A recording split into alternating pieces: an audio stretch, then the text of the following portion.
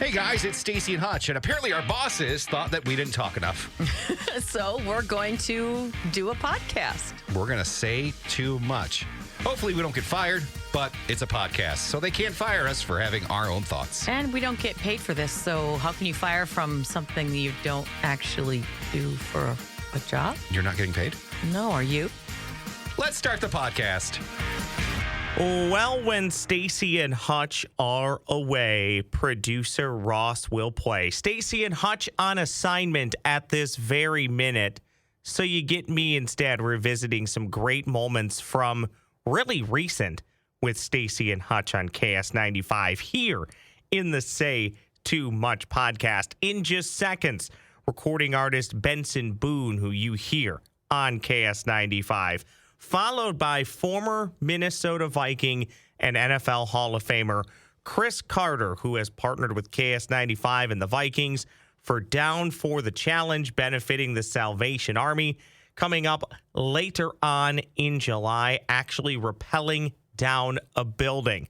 Staci and Hutch, Cris Carter, they'll talk about that in mere minutes. But first, we start with Benson Boone on the Say Too Much podcast. Staci Hutch, KS95, today's variety from 2K2 today. Benson Boone's in studio with us. I love this. How we doing? When we talked to you last, was it during COVID or was it was on It was on Zoom. Yeah, So I don't know, it was there was some COVID stuff going on. Yeah, so you were still doing stuff from home. And I remember we just talked about you moving to Vegas and stuff and experiencing whatever you need to experience Vegas. Now it's been a year or two later since we've talked to you. Yeah. What horrible, awful stories can you tell us? No, I'm just kidding. But it's one of those things where you do make a big move to a different city from a city you love and you've grown to love to Vegas. How's that transition? How was it? Ooh. Are you a Vegas person now? No, I've actually just recently moved to Utah. Oh. I've gotten out a little bit more by, in nature, what I'm used to. So Vegas was great. The Strip is like its own world, man. I mean, the Strip is you just go there to See something weird. see something. Does really environment weird. really change your way of how you think and write? Like, are you writing something different in Vegas or in Nashville than you are in Utah? Well, I do most of my writing in LA. Like I'll go. That's where all like the studios are, and that's where I'll usually be when I write. But now that I'm in Utah and I have a piano, I do a lot of writing there, just like getting stuff ready to bring to LA. Mm-hmm. So I think Utah is a lot better, in my opinion. No offense. Why Utah?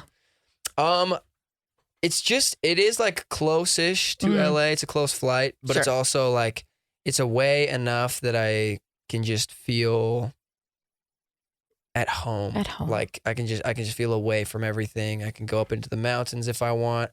I bought a truck, so I can just take it up skiing. I can go on hikes.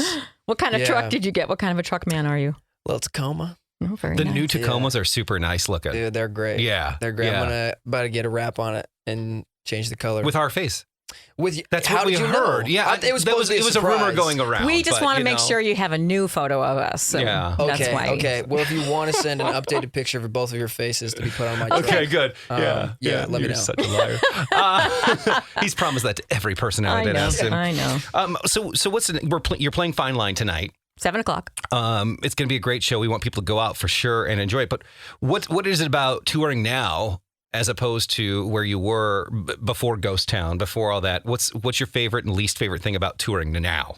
Ooh, I think probably my favorite thing about touring now is I have more than just one song out. And so I have when I hear people singing back my lyrics, it really does it is a thrill. It is like an adrenaline rush. Like it's so much energy that I'm getting from so many people. And it makes me elevated on stage. Like when I'm on stage, I really feel like I could just take over the world. Mm-hmm. But it also does these shows are getting bigger and bigger, and sometimes I do miss the intimacy of a really small show because I'm not afraid to sing in front of just a couple people. Mm-hmm.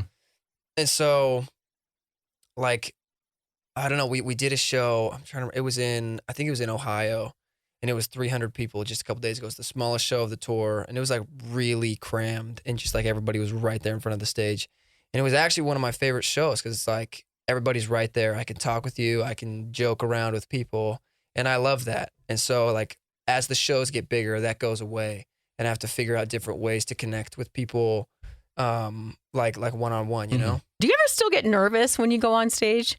Not at all, actually. You say, I know what I'm doing. It's my song. It is just like, I've never really gotten nervous. Yeah. The only time I'll ever be like, I don't even know if anxious is the right word. Like the only time I'll ever overthink a performance is if my voice is feeling like really that weak day. or something because you're sick or whatever. Yeah, because I know, like, obviously I know I'm not the best singer in the world, but I know I'm not the worst, so I know I can sing. So like when I go out there, like, I'm not scared that people are gonna think I sound bad, because I just want to give them a show. Right. You know, I'm more than just a singer. I'm a performer. And so, Well, like, and now in your career, you're focusing on people. People are coming to show to see you. Yeah. It's not an open mic. It's not people are buying tickets. They're spending their money. It's got to be crazy yeah, to it see is. you in concert. It's just, it's cool. Yeah, but it's so, man, genuinely concerts are like my favorite part of all of this. Yeah. It is the best thing. Yeah. Love touring.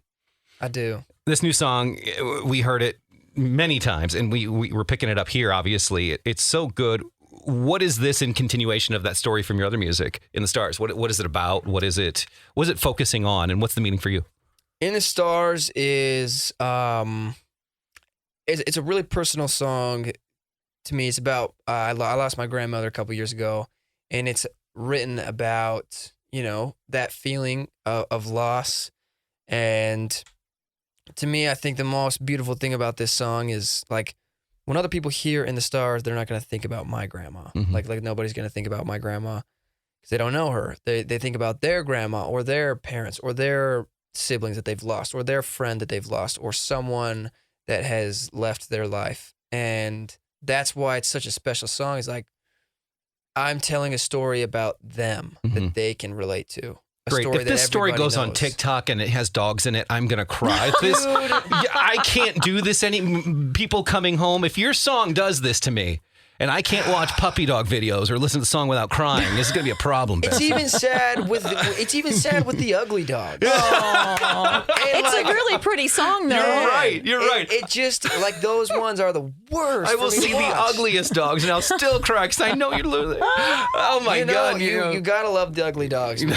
Oh my God, you do. That's Benson Boone, who joined Staci and Hutch a little bit earlier on this month. From the recording studio, we go to the football field and thereabouts and in and around the football field with NFL great, Minnesota Vikings legend, and Hall of Famer Cris Carter previewing Down for the Challenge. Staci and Hutch, KS95, today's variety from 2K2 today. Hey, Stace, look who's joining us, Cris Carter. Oh, hi there. Yeah, you just wandered in off the street? Yeah.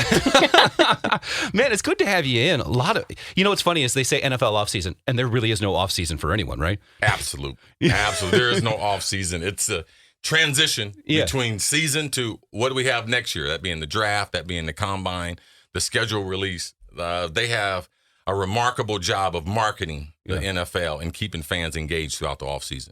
How much preparation and studying goes into what you do now, when it comes to offseason and the new players and the draft and really figuring out how things are going to work for certain teams? Because you're not just a Vikings fan now. You're just not looking at Vikings. You're really everything.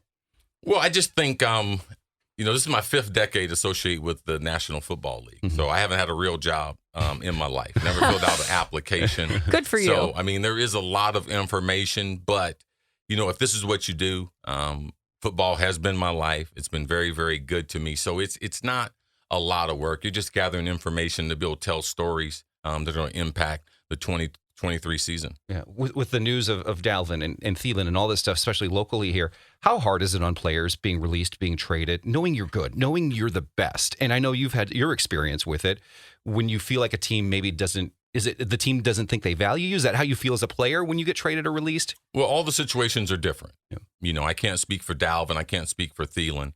But I do know that the Vikings, what they're trying to prep themselves for is for the future. Yeah. And if they don't watch what they're doing now, they're going to spend some money on some veteran players that they could have used to sign some younger players who have an opportunity, especially if you look at the wide receiver position.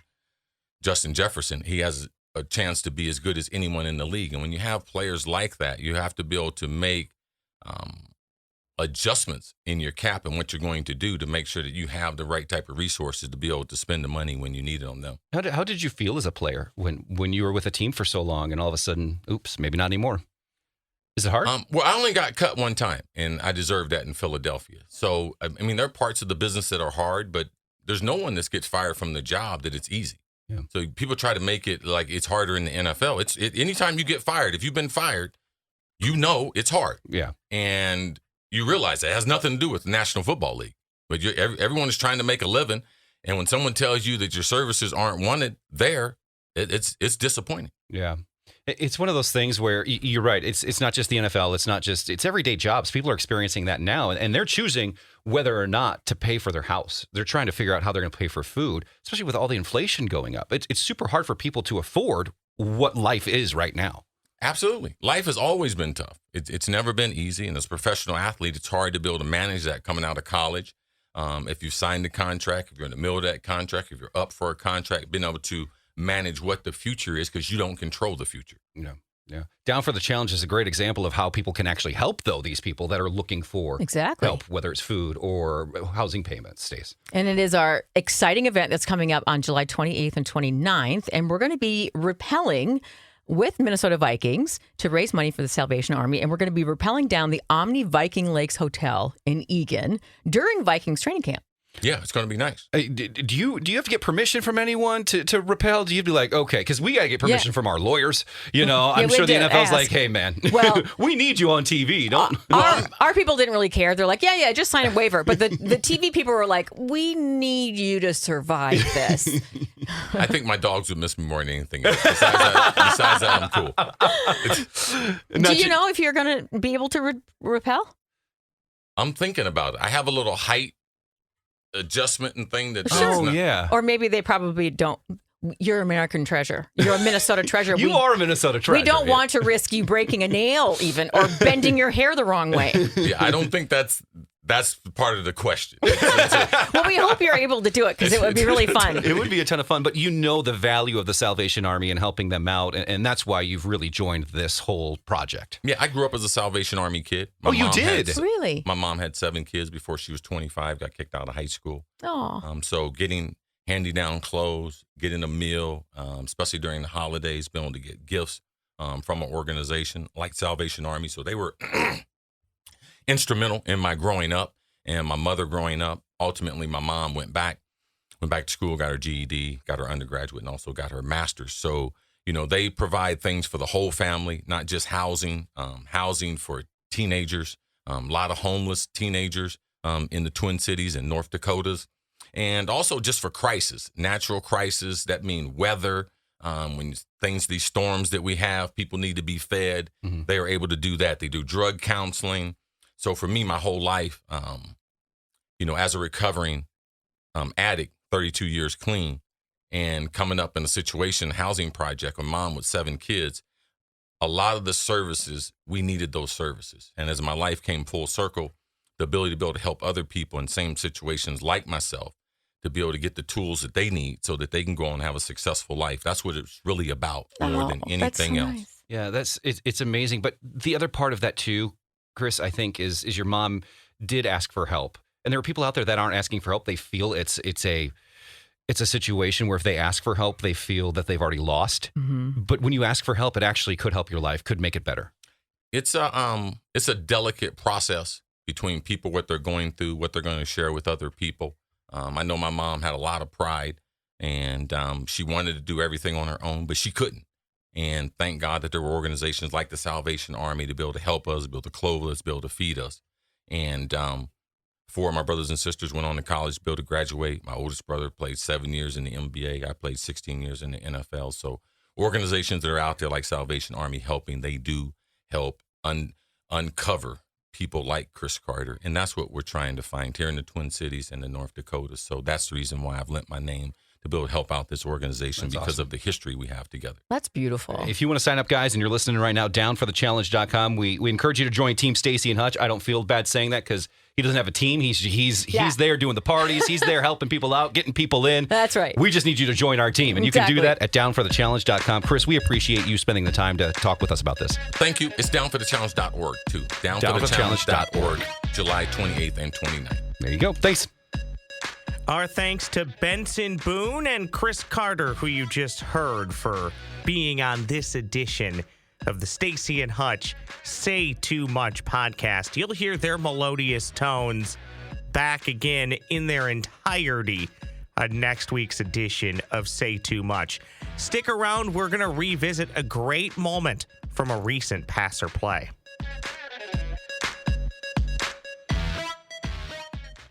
Staci's still in the game. This is for the win, huh? This is for the win. GDP. Uh-oh, this could be we all saved terrible. the math one for last, assuming it's math. I hope not. Oh, you would assume wrong. No good. What does GDP stand for, God. Staci? Oh, Um, darn, I don't know it. You should pass it to me. no. I don't know. I'm not sure. Oh, I wish I knew this one.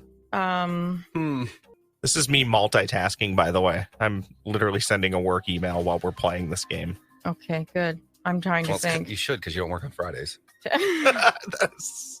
Well, not this Friday, because I'm working on Saturday with you two goons. Oh, wait, it's not work. Yeah, it is. We'll talk about it. So says the time card. I've never actually looked it up. I'm just gonna have to guess, and I know it's gonna be wrong. Generated dumb personality. Gross domestic product. That is correct. Hutch is our winner. And I don't know why I know it. I have no clue why I know it. Because I haven't heard that in a long... I mean, you hear it on the news, but they always just say GDP. They don't say gross domestic product. No. Do you know what I think is the best part about that? I know that that's what it stands for. I still to this day don't know what it I is? still to this day can't tell you why it's important, what it means. I mean, I know it's I can. I just don't want to tell you.